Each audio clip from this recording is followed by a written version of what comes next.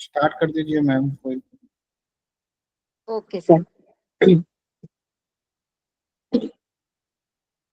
Last lecture में हमने differentiation पढ़ा, that is also called as derivative. ठीक है, इसे क्या बोला जाता है? डेरिवेटिव।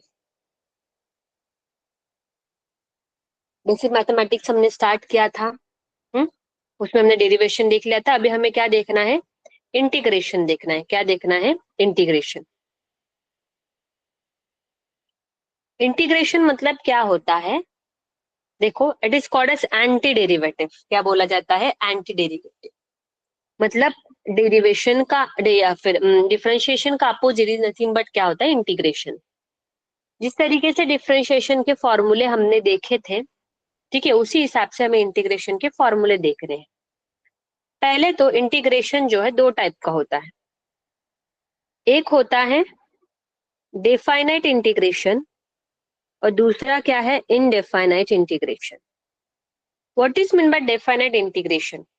डेफाइनाइट इंटीग्रेशन मतलब जिसमें हमें लिमिट्स आर गिवन, जिसमें लिमिट्स आर गिवन, लिमिट्स जो है वो दिए रहते हैं। और इनडेफाइनाइट मतलब क्या? Limits are not given, limits हमें नहीं दिए जाते। अभी लिमिट्स क्या होते हैं देखते हैं। पहले तो इंटीग्रेशन का सिंबल कैसे होता है? जैसे डिफरेंशिएशन का मैं बताया था मैंने, डीवाई बाई डीएक्स, ये सिंबल है डिफरेंशिएशन का। Differentiation of y with respect to क्या है? एक्स, उसे ऐसे हम बोलते थे, derivative of y with respect to x. Integration का सिंबल किस तरीके से होता है? इंटीग्रेशन को हम इस तरीके से लिखते हैं, ओके, यहाँ पे इंटीग्रेशन, और ये क्या हो गया इस तरीके से इंटू डीएक्स। ये इंटीग्रेशन का सिंबल है। और लिमिट्स कहाँ दिए जाते हैं? लिमिट्स यहाँ पे दिए जाते हैं। मान लो जैसे ए और बी, ए और बी लिमिट्स है। ये जो ऊपर वाला है उसे हम क्या बोलेंगे? यहाँ पे अपर लिमिट। ये क्या है? Upper limit. और ये क्या है यहाँ पे? Lower limit. ये क्या है यहाँ पे? लोअर लिमिट होता है। तो जिसमें लिमिट्स आर गिवन, जिसमें limits are given it's called as definite integration. और जिसमें लिमिट्स नहीं दिए जाते उसे क्या बोला जाता है? Indefinite integration. ठीक है, तो अभी हम क्या देखेंगे? फॉर्मूले देखेंगे। इसके फॉर्मूले कौन से? देखो इस तरीके से, this is the symbol of integration, इस तरीके से। और ये है डिफरेंशिएशन का। किसका? इसका डिफरेंशिएशन किया, हमें ये मिला। इसका इंटीग्रेशन कर दिया, हमें फिर से फंक्शन मिल गया। इस तरीके से आगे बढ़ते हैं फॉर्मूले की तरफ। फॉर्मूला कौन सा है? वन बाय वन देखते हैं, क्वेश्चन से फॉर्मूले की तरफ जाएंगे। मान लो मुझे क्या दिया है यहाँ पे? इंटीग्रेशन ऑफ, किसका इंटीग्रेशन करना है मुझे? इंटीग्रेशन ऑफ एक्स क्यूब दिया है। इंटीग्रेशन ऑफ क्या दिया है? क्या करें? Integration of x cube d x. Okay, तो इसका फॉर्मूला क्या होता है? तुम्हें याद होगा डिफरेंशिएशन में x to the power n का डिफरेंशिएशन क्या होता था? N into x to the power n minus one था। इसमें फॉर्मूला क्या है? इसमें फॉर्मूला होता है, जब तुम्हें इस तरीके से दिया है integration of x to the power n into d x, तो इसका इंटीग्रेशन होता है x to the power n plus one upon क्या होता है? N plus one. तो इसमें एन की वैल्यू क्या है यहाँ पे? थ्री। तो इसका इंटीग्रेशन क्या होगा? X to the power three plus one upon क्या हो जाएगा यहाँ पे? Three plus one. तो इसका इंटीग्रेशन क्या आ जाएगा? इंटीग्रेशन आ जाएगा यहाँ पे इसका फोर। ये क्या हो गया? Four. This is the indefinite integration ना। हाँ, तो आगे हम प्लस सी करते हैं, सम कांस्टेंट। ओके, डिफाइनाइट अगर हो तो ये टर्म नहीं आती है। डिफाइनाइट में हमें एग्जैक्ट आंसर मिलता है, इसलिए ये इनडिफाइनाइट है, इसलिए प्लस सी हम लिखते हैं। ओके, कांस्टेंट, उसमें डिटेल में हमें नहीं जाना है अभी। मैथमेटिक्स में जब तुम 12th में इंटीग्रेशन चैप्टर पढ़ोगे मैथ्स में, तब देखेंगे। ओके, अभी फिजिक्स में इसकी जरूरत नहीं है फिलहाल, हमें बस इंटीग्रेशन के फॉर्मूले याद रखने हैं। तो इंटीग्रेशन ऑफ दिस, देखो यहाँ पे एक फॉर्मूला दिया है। दोबारा अब एक क्वेश्चन देखेंगे, इंटीग्रेशन ऑफ, क्या क्वेश्चन क्या दिया है? इंटीग्रेशन ऑफ क्या बोला है? 3x to the power 4 into dx। देखो हमें किसका इंटीग्रेशन करना है? इसका। 3 क्या है? कांस्टेंट है। कांस्टेंट है तो सिमिलरली इंटीग्रेशन की क्या निकाल दिया मैंने? बाहर निकाल दिया। ये क्या हो गया यहाँ पे? dx। तो ये 3, इसका इंटीग्रेशन क्या आएगा? x to the power n plus one, n की वैल्यू क्या है यहाँ पे? 4। 4 प्लस 1 अपॉन क्या हो जाएगा 4 प्लस 1। आंसर कितना आ जाएगा 3x to the power 5 upon क्या आ जाएगा यहाँ पे 5। ओके, उसके बाद अगला क्वेश्चन हम देखेंगे। अगला क्वेश्चन क्या है, इंटीग्रेशन ऑफ, ठीक है, किसका इंटीग्रेशन निकालना है हमें, p x to the power 3 dx। अभी समझ में नहीं आ रहा है किसका इंटीग्रेशन करें, पी का इंटीग्रेशन करें या एक्स का करें, किससे पता चलेगा, देखो इससे dx, तो इससे पता चलेगा हमें किसका इंटीग्रेशन करना है, dx का। इसका मतलब पी इस केस में क्या हो जाएगा कांस्टेंट, तो कांस्टेंट को मैंने बाहर निकाल दिया, एक्स क्यूब इंटू क्या हो गया यहाँ पे dx, तो पी इसका integration x to the power 4 upon 4 हो जाएगा प्लस सी। तो आंसर कितना आ गया यहाँ पे, x to the power 4 upon क्या हो गया 4। ये हो गया हमारा इंटीग्रेशन। फॉर्मूले देख लेते हैं, कौन कौन से फॉर्मूले अभी हमें देखने हैं। देखो cos x का इंटीग्रेशन क्या होता है, sin x। डिफरेंशिएशन का उल्टा है ना, देखो तुम्हें याद होगा डिफरेंशिएशन ऑफ sin x क्या था, cos x था। तो यहाँ पे इंटीग्रेशन ऑफ cos x क्या है, यहाँ पे sin x है। इंटीग्रेशन ऑफ sin x क्या है, यहाँ पे minus cos x। Integration of 1 upon x का क्या होता है, ln x, log of x। Integration of e to the power x क्या है, e to the power x है। समझ में ये चीज है। डिफरेंशिएशन के फॉर्मूले हमने देखे थे यहाँ पे ऊपर, और रूल भी देखे थे सभी। इंटीग्रेशन के फॉर्मूले में 2-4 फॉर्मूले अगर ऐड कर दे, ये तरीके के हमने क्या देखे थे, फॉर्मूले देखे थे। देखो differentiation of log of x क्या होता है 1 अपॉन x, और integration of log of x क्या है ln of x। e to the power x का differentiation e to the power x है, log ऑफ x का डिफरेंशिएशन 1 बाय x है, 1 बाय x का इंटीग्रेशन क्या है ln of x। e to the power x का differentiation e to the power x है, तो e to the power x का इंटीग्रेशन भी क्या आया है, e to the power x ही आया है। इस केस में फॉर्मूला याद रखना बहुत ज्यादा क्या है, जरूरी है। विदाउट फॉर्मूला हम चीजों को नहीं सॉल्व कर सकते। ओके, यहाँ तक चीजें आपको अच्छे से समझ में आ गई होगी। ठीक है, अभी एक काम करते हैं, ये वाले क्वेश्चन को हम क्या करते हैं, सॉल्व करते हैं, इसका इंटीग्रेशन करते हैं। चलो इसका इंटीग्रेशन करेंगे, यहाँ पे लिख लेते हैं किसका इंटीग्रेशन करना है हमें, क्वेश्चन क्या है, इंटीग्रेशन ऑफ, लिख देते हैं यहाँ पे क्या है, 5x cube minus 7x to the power 4। Okay, यहाँ पे क्या हो गया, यहाँ पे dx। इसमें देखो, इसमें भी एडिशन और सब्ट्रैक्शन वाला रूल लगेगा। अगर सिर्फ यहाँ पे integration of 5x cube dx होता तो हम कैसे करते, 5 को बाहर निकाल लेते, कांस्टेंट को बाहर निकाल लेते, किसका इंटीग्रेशन करते हम लोग, x क्यूब का इंटीग्रेशन करते। आंसर क्या था 5x to the power 4 upon 4, answer आ जाता। पर यहाँ पे जो है 2 है, देखो इस तरीके सब्ट्रैक्शन में सब दोनों का इंटीग्रेशन फिर बांट देंगे, कैसे, इसको ये सिंबल दे दिया 5x क्यूब, यहाँ पे dx माइनस इंटीग्रेशन ऑफ क्या हो जाएगा 7x to the power 4 into क्या हो गया यहाँ पे dx। चलो अभी इसका क्या करेंगे इंटीग्रेशन, 5 कांस्टेंट है ना, 5 बाहर आ गया, x क्यूब इंटू क्या हो गया यहाँ पे dx माइनस कौन कांस्टेंट है 7 बाहर आ गया, integration of 1 to the power x4 यहाँ पे मल्टीप्लाई, यहाँ पे ये क्या हो गया dx। 5 इसका integration x to the power 4 by 4, x to the power 3 plus 1 upon क्या हो जाएगा 3 प्लस 1 माइनस ये क्या हो जाएगा 7 integration 1 upon x to the power 4 ना, ऊपर जाके क्या हो जाएगा x to the power minus 4 हो जाएगा। इसको पॉलिनोमियल में अगर हम कन्वर्ट करेंगे तो ये क्या हो जाएगा, integration of 5x to the power 4 upon 4 minus 7। देखो n की वैल्यू क्या है यहाँ पे -4, n की वैल्यू क्या है -4, तो यहाँ पे क्या लिखेंगे x to the power -4 plus 1 upon -4 plus 1, i is equal to क्या हो जाएगा 5x to the power 4 minus 7, x to the power क्या हो जाएगा यहाँ पे -3 अपॉन ये क्या हो जाएगा बताओ -3, माइनस माइनस देखो ये साइन प्लस हो जाएगा, x टू द पावर 4 ये माइनस माइनस ये वाला माइनस माइनस प्लस हो गया, x टू द पावर -3 नीचे आ जाएगा,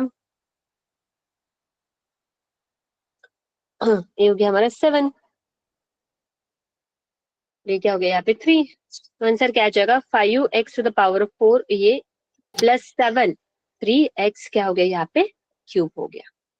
समझ में ये चीज है, देखो यहाँ पर, और ये इनडेफिनाइट है इसलिए यहाँ पे क्या हो गया प्लस सी। ओके, आगे बढ़ते हैं। मैं आपको एक डेफिनेट का क्वेश्चन करके बताती हूँ कि डेफिनेट इंटीग्रेशन मतलब लिमिट्स जो है वो हाँ किस तरीके से मैम। हमें लगाने हैं। यस। हाँ, एक मिनट एक मिनट, मेरे को कुछ बच्चों, जितने भी कोऑर्डिनेटर्स हैं, मुझे एक चीज बताओगे, आपका 31st को स्कूल है क्या? स्कूल लगेगा 31st को? कोई भी बता सकता है मुझे प्लीज? 31st को स्कूल ओपन है या नहीं? 31st को नहीं है, अच्छा, बंद है स्कूल, ठीक है। कल तक ही है, कल आपका स्कूल ओपन रहेगा। ठीक है। और अगले मंडे? मंडे से तो कंटिन्यू हो जाएगा। मैं 31st का पूछ रहे थे एक्चुअली, कुछ इनका मॉक टेस्ट का कुछ दिक्कत आ रही है, इसी वीक में कराना है, तो वो डेट देख रहे हैं कौन से में कराएं। हम्म। ठीक है, ओके, कंटिन्यू। ओके, चलो आगे बढ़ते हैं। हम्म। लिमिट्स के साथ जाएंगे अभी हम।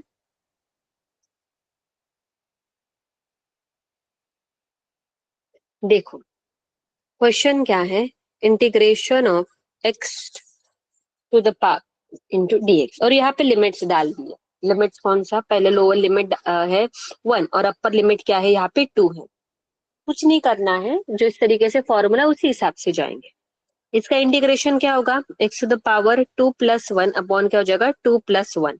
पर यहाँ पे लिमिट्स इंटीग्रेशन करने के बाद लिमिट्स ऐसे लिखेंगे, यहाँ पे लोअर लिमिट आएगा या अपर लिमिट आएगा। लोअर लिमिट मतलब इसका मतलब ये नहीं कि उसकी वैल्यू लो ही रहेगी। नीचे जो रहता है वो लोअर लिमिट रहता है और ऊपर जो है वो क्या रहेगा, अपर लिमिट है। ठीक है। तो आई इक्वल टू इसका क्या हो जाएगा, एक्स क्यूब बाई क्यूब, ये क्या हो जाएगा 2। अभी हम डालेंगे लिमिट्स। लिमिट्स कैसे डालते हैं, सबसे पहले डालते हैं हम अपर लिमिट। अपर लिमिट किस में डालेंगे, जिसका हमने इंटीग्रेशन किया है। किसका इंटीग्रेशन किया हमने, एक्स का ना, तो उसमें डालेंगे। क्या हो जाएगा 2 का स्क्वायर अपॉन 3। अभी हमने डाल दिया अपर लिमिट 2 का क्यूब, हमने डाल दिया अपर लिमिट। अभी हम क्या डालेंगे, लोअर लिमिट। माइनस करेंगे, upper limit minus lower limit करते हैं। अपर लिमिट डाला, अभी लोअर लिमिट डालेंगे, 1 का क्यूब बाई 3। आंसर क्या आ जाएगा यहाँ पे, 8/3 माइनस 1/3। तो आंसर क्या है यहाँ पे, 7/3 विल बी द आंसर। इस तरीके से हम लिमिट्स क्या करते हैं, पुट करते हैं।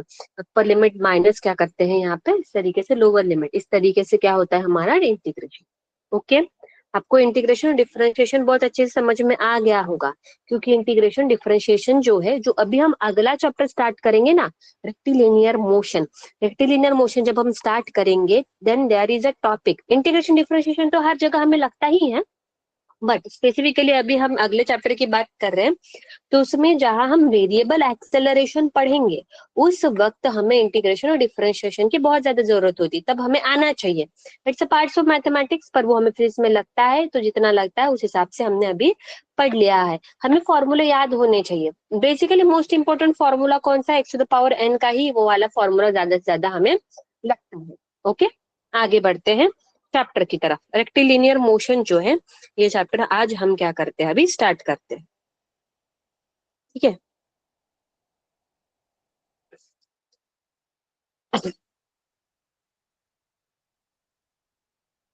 चल, रेक्टिलिनियर मोशन। रेक्टिलिनियर मोशन मतलब क्या होता है, ठीक है। रेक्टिलिनियर मोशन मतलब motion in straight line, motion in one dimension.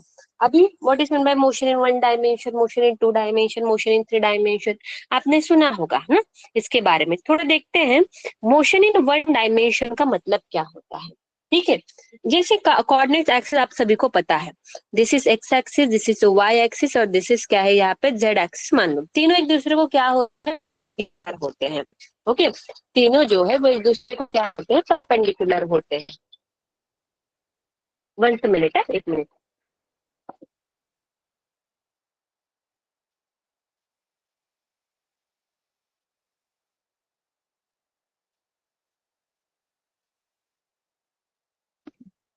ये तीनों जो है एक दूसरे को क्या होते हैं, परपेंडिकुलर होते हैं।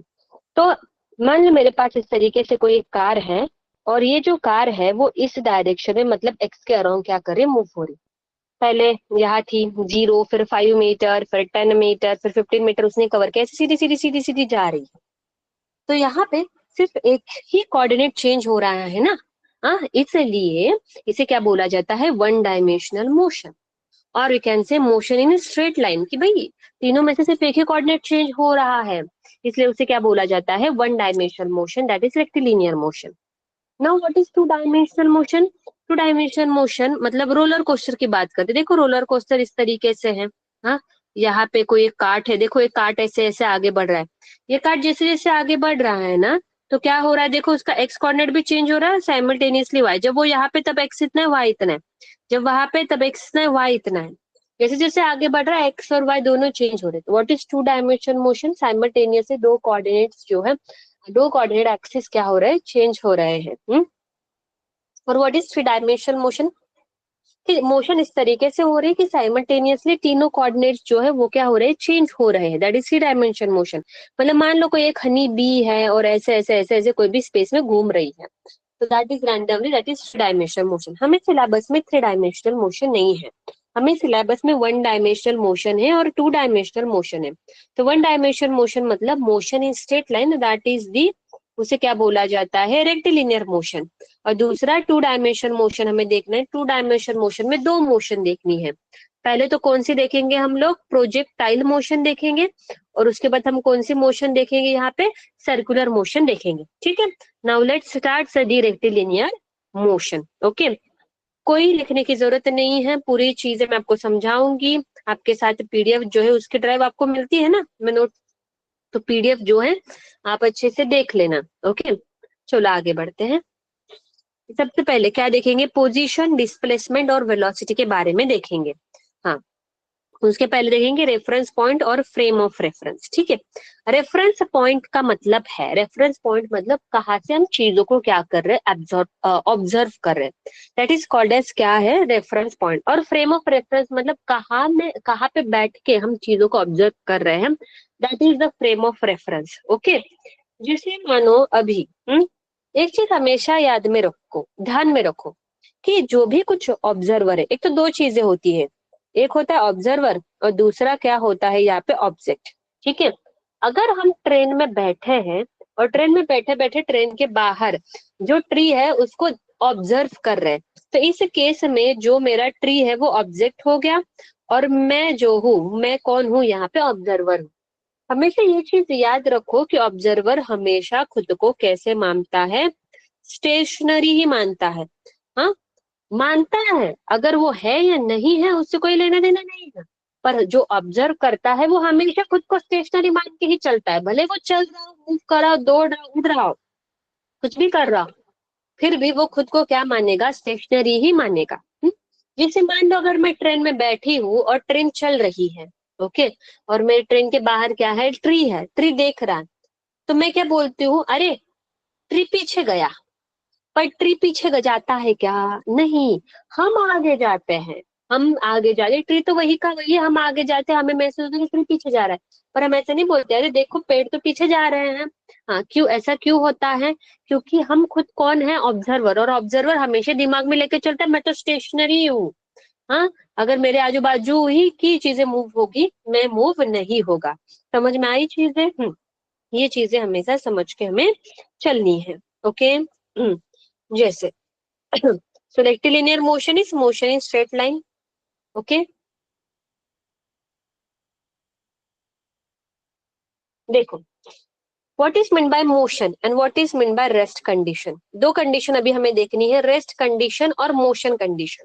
ओके, रेफरेंस पॉइंट के बारे में आपको पता चल के जहां से हम चीजों को ऑब्जर्व कर, जहाँ फ्रेम ऑफ रेफरेंस मतलब क्या, जहाँ पे हम बैठ के चीजों को क्या कर रहे हैं, ऑब्जर्व कर रहे हैं। चलो देखो, पहले हम रेस्ट और मोशन के बारे में देखेंगे। What is mean by rest condition, what is mean by motion condition. Change in the position of the object with respect to time is nothing but क्या होता है, मोशन होता है। जैसे मान लो अगर ये कार यहाँ पे खड़ी है ना, और t is equal to 5 second के बाद ये कार यहाँ पे पहुंच गई, मतलब एक जगह से दूसरी जगह गई, उसने अपनी पोजीशन जो है वो क्या करी, चेंज करी। जैसे जैसे टाइम आगे बढ़ते जा रहा है वैसे वैसे वो अपनी पोजीशन भी चेंज करी, मतलब ऑब्जेक्ट कैसा है, मोशन में। पर यहाँ पे टाइम कितना हो गया, 10 मिनट हो गया, फिर भी कार यही की यही खड़ी है, ओके, मूव ही नहीं हो रही है, मतलब कार कैसे रेस्ट में, टाइम तो रुकता नहीं, टाइम तो चलते रहता है, टाइम के चल रहा है, पर गाड़ी मूव नहीं हो रही, उधर की उधर ही, मतलब ऑब्जेक्ट कैसा है यहाँ पे, रेस्ट पे है। ओके, चलो आगे बढ़ते हैं। Kinematics, what is kinematics? Is the branch of physics which describe the motion without going into its cause. Motion के बारे में हमें काइनेमेटिक्स बता रहा है, क्यों मोशन हुआ है, what is the cause of motion, उसके बारे में अभी हम यहाँ पे डील नहीं कर रहे हैं, वो वाली ब्रांच को बोला जाता है यहाँ पे काइनेमेटिक्स। Got it? काइनेमेटिक्स। आगे बात करते हैं रेफरेंस पॉइंट और फ्रेम ऑफ रेफरेंस की, ठीक है। So this is the reference point, a point assumed to be as rest and is used to define the position of the object. Reference point मतलब क्या है कि जो हमेशा खुद को कैसे मानता है, रेस्ट पे मानता है, और ये हमें दूसरे ऑब्जेक्ट की क्या बताता है, लोकेशन बताता है, की पोजीशन बताता है। कि रेफरेंस पॉइंट हमारा घर है, हमारे घर से स्कूल 2 किलोमीटर है, हमारे घर से बस स्टॉप 1 किलोमीटर है, हम बताते हैं ना, हम घर पे बैठे बैठे, अरे मेरे घर से सब्जी मंडी जो है वो 5 किलोमीटर है, समझ में ये चीज है। तो इस तरीके से यहाँ पे रेफरेंस पॉइंट। आगे बात करते हैं, अगर कोऑर्डिनेट एक्सिस की बात करें यहाँ पे एक्स वाई जेड, तो ये जो ओरिजिन है उसे हम रेफरेंस पॉइंट बोल देंगे। अगर मान लो कोई पॉइंट यहाँ पे है, कोई पॉइंट यहाँ पे है, उसका ये वाला कितना है 5, और मान लो ये कितना है 10 है, तो इसके कोऑर्डिनेट्स क्या हो जाएंगे 5, 10। ठीक है, समझ में ये चीज है। This is the reference point, इसके रिस्पेक्टिव में हमने ये पॉइंट जो है वो क्या किया है, बताया है। What is frame of reference? Frame of reference is a set of coordinates that can use to determine the position and velocity of the object in that frame. मतलब इसमें पूरी की पूरी फ्रेम ऑफ रेफरेंस कौन है, train है। अभी हम देखेंगे डिस्टेंस और डिस्प्लेसमेंट के बारे में। What is mean by distance और डिस्प्लेसमेंट? डिस्टेंस मतलब होता है एक्चुअल, दोनों का यूनिट सेम होता है मीटर, दोनों का यूनिट जो है वो क्या होता है, सेम होता है मीटर।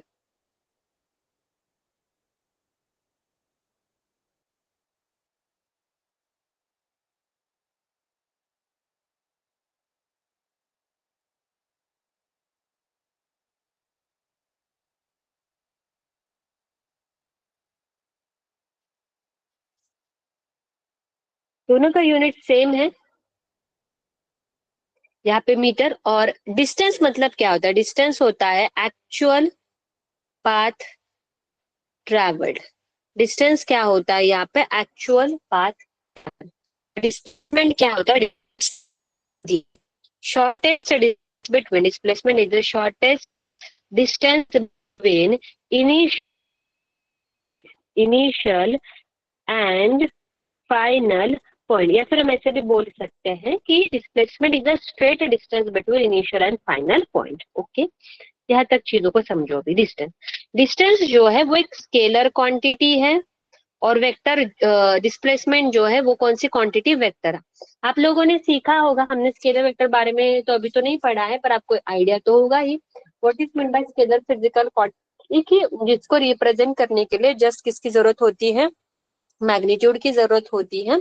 और वेक्टर मतलब क्या है, जिससे मैग्नीट्यूड एज वेल एज किसकी जरूरत होती है, डायरेक्शन की जरूरत होती है।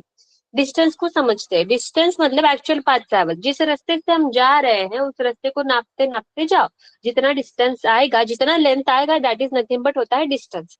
बट डिस्प्लेस के केस में ऐसे नहीं होता है। देखो ये वाली गाड़ी जो यहाँ से शुरू हो रही है, ऐसे ऐसे जाके यहाँ पे पहुंच गई, टोटल डिस्टेंस कितना हुआ, ये 10 मीटर, ये 5 मीटर, ये 5 मीटर 10, तो टोटल डिस्टेंस कितना है, 25 metre.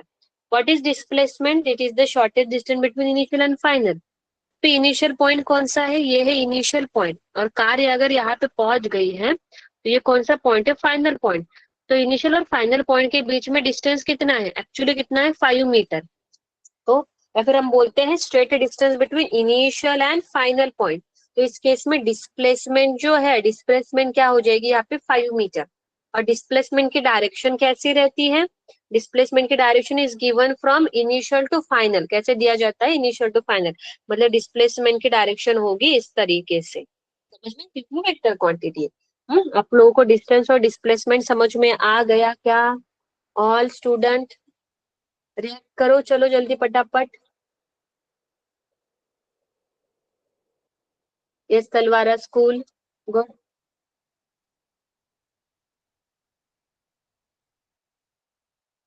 Bathinda school, okay, Patiala school, good.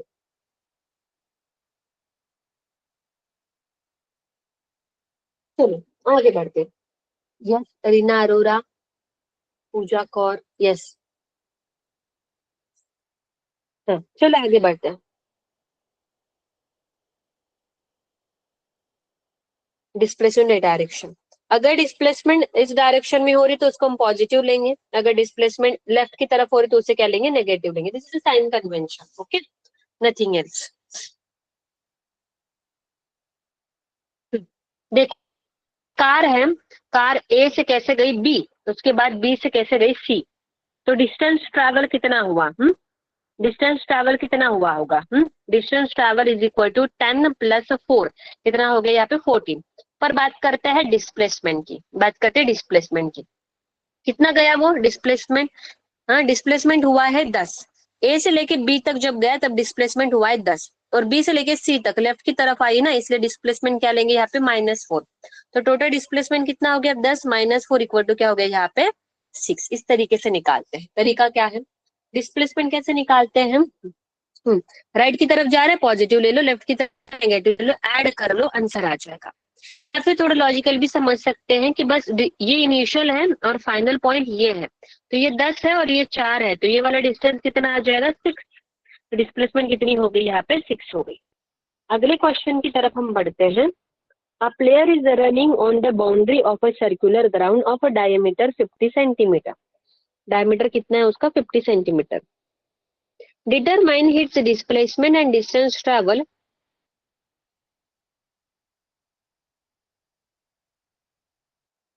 determine his displacement and distance travel after covering the half of the perimeter। Half of the perimeter जो है वो कवर कर रहा है, हाफ पेरीमीटर कवर कर रहा है, कितना ट्रैवल, डिस्टेंस और डिस्प्लेसमेंट कितना है वो हमें क्या करना है, फाइंड आउट करना है। What is mean by distance, distance क्या होता है, एक्चुअल पाथ लेंथ। देखो, सर्कुलर ट्रैक है, पूरा अगर ऐसे गोल घूम के आ जाता, पूरा गोल घूम के आ जाता, तो सर्कल की लेंथ हम कैसे निकालते हैं, सर्कल की लेंथ इक्वल टू क्या होता है, सरकमफरेंस। और सरकमफरेंस जो है, सरकमफरेंस ऑफ सर्कल क्या होता है, 2πr होता है। और यहाँ पे वो आधा ही सर्कल जा रहा है ना, तो यहाँ पे आधा सरकमफरेंस डिवाइडेड बाई 2, तो यहाँ पे कितना हो जाएगा, πr हो जाएगा उसका डिस्टेंस। ठीक है, आर हमारे पास नहीं है, हमारे पास डायमीटर है, इसलिए आर इक्वल टू क्या हो जाएगा, d/2।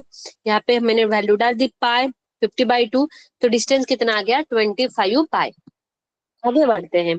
अभी हमें क्या निकालना है, हमें डिस्प्लेसमेंट निकालना है। डिस्प्लेसमेंट मतलब ये ऐसे गया है ना, ऐसे ही तो गया है, यहाँ से लेके यहाँ तक गया है। अगर वो, इसका मतलब this is initial point, this is final point, तो straight distance between initial and final point कौन सा है, ये है, that is equal to 50 metre. इसलिए डायमीटर कितना, सॉरी डिस्प्लेसमेंट कितना है 50 मीटर है।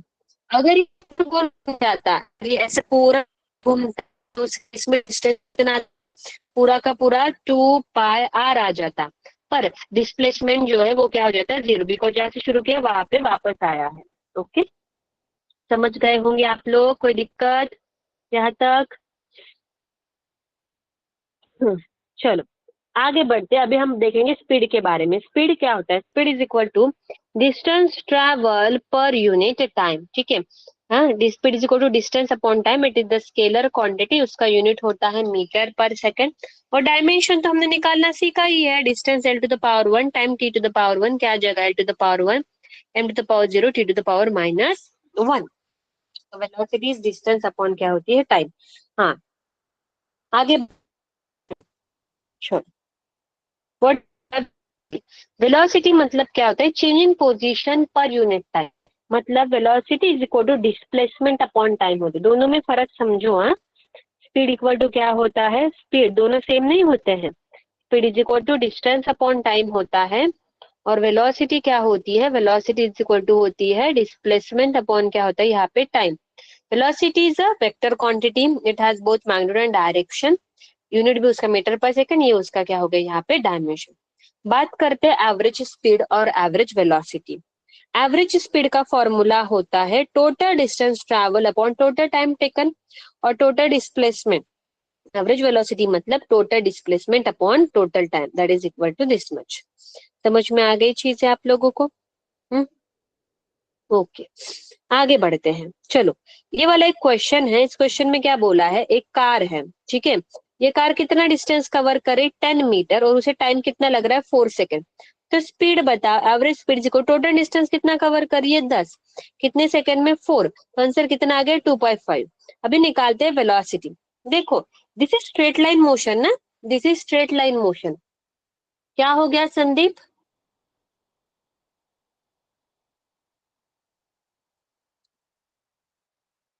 कौन सी स्कूल है?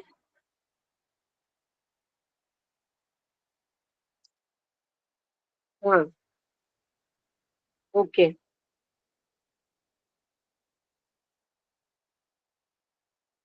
देखो यहाँ पे स्कूल का नाम क्या है, बताइए मुझे चैट में।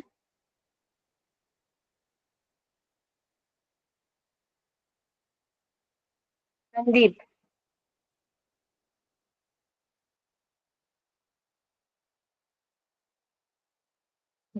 चलो आगे बढ़ते हैं। ठीक से ध्यान दिया करो इमोजी भेजते समय कि हम क्या कर रहे हैं, रिएक्ट कौन सा कर रहे हैं। ओके, होती है गलती, इट्स फाइन। ओके, चलो आगे बढ़ते। वेलोसिटी निकालनी। वेलोसिटी क्या होता है, डिस्प्लेसमेंट अपॉन क्या होता है, यहाँ पे टाइम होता है। Displacement upon time. तो डिस्प्लेसमेंट कितना है, देखो ये ऐसा सीधा सीधा जा रहा है ना, तो डिस्प्लेसमेंट क्या होता है, straight distance between initial and final point. Initial point भी ये है, फाइनल पॉइंट भी ये है, ये भी स्ट्रेट डिस्टेंस है। इस केस में क्या होता है, मोशन इन स्ट्रेट लाइन का मतलब है हम सीधा सीधा सीधा सीधा जा रहे हैं। अगर सीधा सीधा जा रहे हैं तो इसमें डिस्टेंस और डिस्प्लेसमेंट बाय डिफॉल्ट दोनों क्या आएंगे, सेम ही आएंगे। इसलिए यहाँ पे डिस्प्लेसमेंट भी कितना आया है, 10 ही आया है, और एवरेज वेलोसिटी क्या आई है, पॉजिटिव। कितना, 2.5 मीटर पर सेकेंड। क्यों पॉजिटिव है, बिकॉज इस डायरेक्शन में जा रहे हैं ना, राइट की तरफ, इसलिए। आगे बढ़ते हैं। हम्म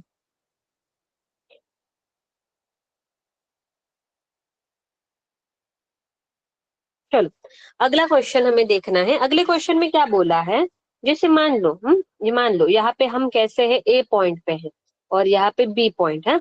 हम ऐसे गए, कितना गए, 10 मीटर गए। उसके बाद हम कितना आए, यहाँ पे 5 मीटर आए। उसके बाद हम कितना आए, यहाँ पे 5 मीटर आए। ओके, समझ में ये चीज है। और इतना करने के लिए हमें टाइम कितना लगा है, लेट्स से हमें टाइम लगा है 10 सेकेंड। कितना लगा है, सिर्फ 10 सेकेंड लगा है। तो क्या बताना है यहाँ पे, एवरेज स्पीड बतानी है। क्या बतानी है यहाँ पे, एवरेज स्पीड। एवरेज स्पीड मतलब क्या होता है, टोटल डिस्टेंस। टोटल डिस्टेंस कितना आएगा यहाँ पे, टोटल डिस्टेंस आएगा 10 + 5 + 5, कितना हो गया टोटल डिस्टेंस यहाँ पे, 20/10। तो एवरेज स्पीड कितनी हो गई, 2 मीटर पर सेकेंड। ओके, अभी निकालनी है हमें एवरेज वेलोसिटी। एवरेज वेलोसिटी निकालना पड़ेगा, टाइम तो हमें पता है, टाइम कितना है यहाँ पे, डिस्टेंस कौन है, जिससे इनिशियल पॉइंट है, final point. What is displacement, state distance between initial and final point, मतलब ये वाला डिस्टेंस निकालना पड़ेगा। ये वाला डिस्टेंस हम कैसे निकालेंगे, चलो ये वाला डिस्टेंस निकालना पड़ेगा। कैसे निकालेंगे, वन बाय वन देखो। ये वाला डिस्टेंस कितना है, ये 5 है तो ये भी 5। अगर ये 5 है ना, कौन सा, ये वाला अगर 5 है और ये 10 है, तो ये कितना रहेगा, बचा हुआ 5 रहेगा।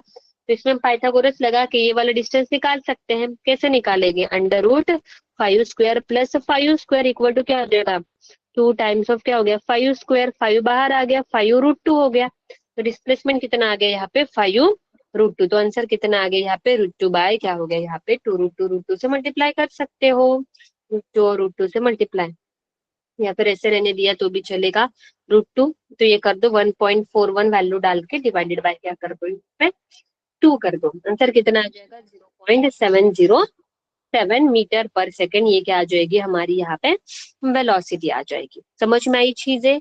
हाँ, क्लियर हुआ कि नहीं हुआ एवरीवन?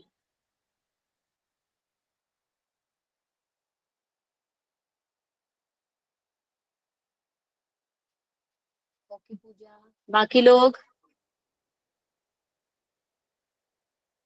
चलो आगे बढ़ते हैं। आगे हमें क्या देखना है, instantaneous, yes Mohali boys, good. Instantaneous speed and instantaneous velocity अभी हमें क्या करना है, देखना है। What is instantaneous? कल मैंने इस वर्ड का मीनिंग बताया था। इंस्टेंटेनियस मतलब उस पर्टिकुलर इंस्टेंट की हम बात कर रहे हैं। तो इंस्टेंटेनियस स्पीड मतलब उस पर्टिकुलर इंस्टेंट पे कितनी स्पीड है, उस पर्टिकुलर इंस्टेंट पे कितनी वेलोसिटी है। दैट इज नथिंग बट क्या होता है, इंस्टेंटेनियस स्पीड होता है। आगे बढ़ते हैं क्वेश्चन की तरफ। क्वेश्चन में क्या बोला है, इंस्टेंटेनियस स्पीड और इंस्टेंटेनियस वेलोसिटी का हम डिटेल में बाद में देखेंगे। Okay. A man walks on the straight road from his home to market 2.5 kilometer away with the speed of 5 kilometer per hour. Okay. एक पर्सन है, एक मैन, ठीक है। आगे, finding the market close and instantly run and walk back home with the speed of 7.5 kilometer per hour. What is the magnitude of average velocity over the interval of time? क्या बोला उन्होंने, एक man है straight road पे जा रहा है अपने घर से, होम से, कहाँ पे गया, मार्केट। मार्केट कितना दूर है, 2.5 किलोमीटर। कितने स्पीड से गया, 5 किलोमीटर पर आवर से। दिखा मार्केट क्लोज है, दौड़ते दौड़ते वापस आए, कितने, 7.5 से वापस आ गया। क्या पूछा, एवरेज वेलोसिटी। आके वापस आ गया ना, तो टोटल डिस्प्लेसमेंट कितनी हुई है, डिस्प्लेसमेंट तो जीरो हो गई। डिस्प्लेसमेंट कैसे जीरो हुई, बिकॉज उसका इनिशियल एंड फाइनल पॉइंट तो सेम है, एट द एंड वो घर पे ही वापस आए, डिस्प्लेसमेंट जीरो है। तो एवरेज वेलोसिटी क्या होती है, डिस्प्लेसमेंट अपॉन क्या होता है यहाँ पे, टाइम। तो डिस्प्लेसमेंट जीरो, तो average velocity of the man is क्या आ गई यहाँ पे, जीरो आ गई। ओके।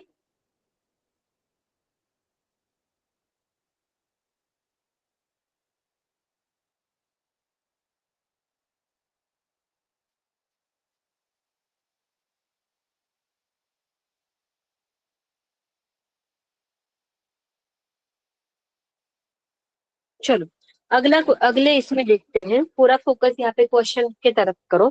वही क्वेश्चन एज इट इज है, मैन वॉक वही बोला है, पर क्या फाइंड आउट करने को बोला है, एवरेज स्पीड पूछी है। एवरेज स्पीड कौन कौन से टाइम पे, 0 to 30 मिनट में कितना है, 0 to 50 मिनट में कितना है, 0 to 40 मिनट में कितना है। चलो वन बाय वन निकालते हैं।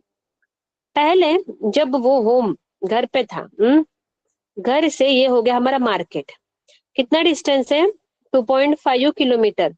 कितने स्पीड से जा रहा है, 5 किलोमीटर पर आवर से। देखो कितना टाइम लगता है, कैसे निकालेंगे, speed is equal to distance upon time, time is equal to distance upon speed. Distance कितना है, 2.5, और यहाँ पे स्पीड कितना है, यहाँ पे 5। तो टाइम कितना लगा, 1/2 आवर, 1/2 आवर लगा। 1/2 आवर मतलब आधा आवर, आधा आवर मतलब कितना मिनट हो जाएगा यहाँ पे, 30 मिनट। समझ में आई चीजें, मतलब 30 मिनट में ये घर से मार्केट तक पहुंच गया। और उन्होंने क्या पूछा, एवरेज स्पीड बताओ 0 से लेके 30 मिनट तक। जब स्टार्ट करा है तब टाइम कितना है, 0 मार्केट पहुंच जाता है तब टाइम कितना है, 30 मिनट। 30 मिनट तक उसकी वेलोसिटी कितनी, 2 पॉइंट, उसकी वेलोसिटी, उसकी स्पीड कितनी है, 5 किलोमीटर पर आवर। इसलिए देखो यहाँ पे 0 से लेके 30 मिनट तक उसकी एवरेज स्पीड कितनी है, 5 किलोमीटर पर आवर ही है। समझ में आ गया आप लोगों को यहाँ तक। आगे बढ़ते हैं। आगे क्या बोला है, 0 से लेके 50 मिनट तक बताओ। चलो, होम से लेके मार्केट तक, होम से लेके मार्केट तक डिस्टेंस तो वही है ना, डिस्टेंस कितना है, 2.5 किलोमीटर। टाइम कितना लग रहा है यहाँ पे, 30 मिनट लग रहा है जाने के लिए, कितने वेलोसिटी से, 5। अभी बात करते हैं, मार्केट से होम आ रहा है ना, मार्केट से होम आ रहा है तब कितना टाइम लग रहा है, speed is equal to distance upon time, time is equal to distance upon speed. Market से होम में भी उतना ही डिस्टेंस कवर कर रहा है, कितना, 2.5, पर तब स्पीड कितनी, 7.5, मतलब कितना, 1/3 आवर। 1/3 आवर मतलब कितना मिनट आएगा, देखो दैट इज इक्वल टू कितना आएगा, देखो ना, एक आवर में कितने मिनट होते हैं, 60 मिनट ना। तो 1/3 कर दो, मतलब कितना आ जाएगा यहाँ पे, 20 मिनट, मतलब 20 मिनट में घर पहुंच जाता है। समझ में आई क्या चीजें। ओके, आगे बढ़ते हैं। फिर अभी हमें क्या निकालना है, टाइम निकालना है, time time time, average speed निकालना है 0 से लेके 50 तक। कैसे निकालेंगे, एवरेज स्पीड इक्वल टू क्या होता है, टोटल डिस्टेंस अपॉन क्या हो जाएगा यहाँ पे, टोटल टाइम हो जाएगा। टोटल डिस्टेंस कवर कितना कर रहा है, यहाँ जा रहा है वापस आ रहा है, 2.5 और 2.5 कितना कर रहा है यहाँ पे, 5 कर रहा है ना, वो 5 कर रहा है। और कितने वक्त में कर रहा है, कितने वक्त में कर रहा है वो, यहाँ पे 50 मिनट में कर रहा है। मिनट में नहीं चलेगा, आवर में कवर करना पड़ेगा। ये किलोमीटर है ना, किलोमीटर है, और ये मिनट है, मिनट का आवर में अगर करना हो तो डिवाइडेड बाय क्या करते हैं, 60। जैसे हमें पता है आवर का मिनट में करना हो, 1 आवर इक्वल टू 60 मिनट, 2 घंटे का मिनट में करो तो मल्टीप्लाई बाय हम 60 कर देते हैं। तो मिनट का आवर में करना हो तो डिवाइडेड बाय 60 करेंगे, तो यहाँ पे 5/50। तो ये 60 ऊपर चला जाएगा, तो ये और ये कैंसर, 6 5 जा कितना होगा यहाँ पे, 30 डिवाइडेड बाय क्या हो गया यहाँ पे, 5 हो जाएगा। तो आंसर कितना आ जाएगा यहाँ पे, 6 आ जाएगा। This will be the answer. समझ में आ गई क्या चीजें आप लोगों को?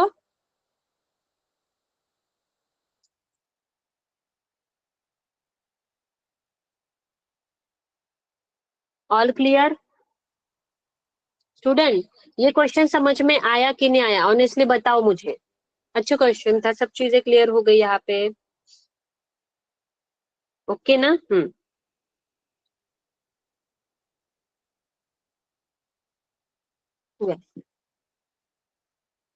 ओके, कल हम यहाँ पे आगे बढ़ेंगे, फिर ग्राफ्स और इसके बारे में देखेंगे।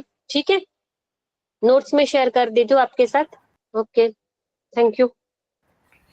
ओके, एक छोटी सी अनाउंसमेंट है। 11th क्लास, कल आप लोगों का टेस्ट होगा। ठीक है, कल आप लोगों का सबका टेस्ट होगा, तो आपकी जो रेगुलर क्लास है ये कल नहीं होगी। ठीक है, बाकी मैं मैसेज एक बार उसमें भी डाल दूंगा, ग्रुप्स में भी डाल दूंगा। तो अभी क्लास इसलिए अनाउंस कर रहा हूँ ताकि आपको डायरेक्ट पता चल जाए। कल आप लोगों का 11th क्लास का कल टेस्ट है, कल रेगुलर क्लास नहीं होगी। Okay, bye.